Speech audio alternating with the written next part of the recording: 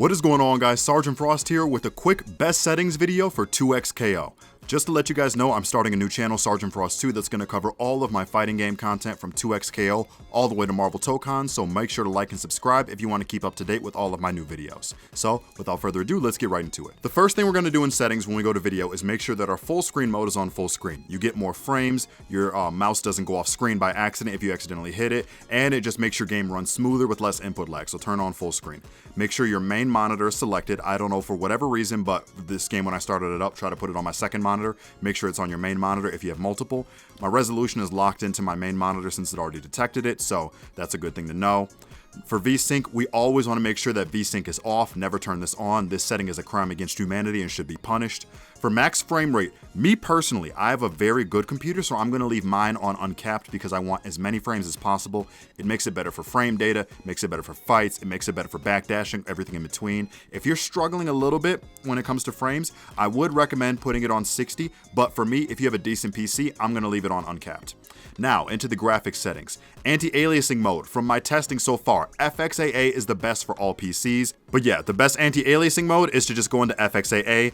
You don't really need MSAA for this game. It's just going to make things look a little bit sharper. But if you want the most frames and for it to look good, stick with FXAA. For shader quality, turn this on low. There is no reason for us to have shaders up this high in a fighting video game. You want frames. Self-shadowing, turn that off as well.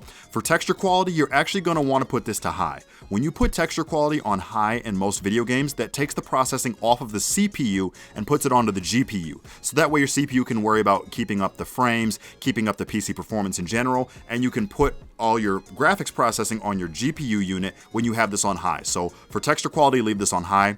For detail quality, if you want to make sure that your frame data is connecting, you could see your hits, the hit boxes, the stun boxes. You know when your opponent is in knockback and in full stun, hit stun, leave this on high.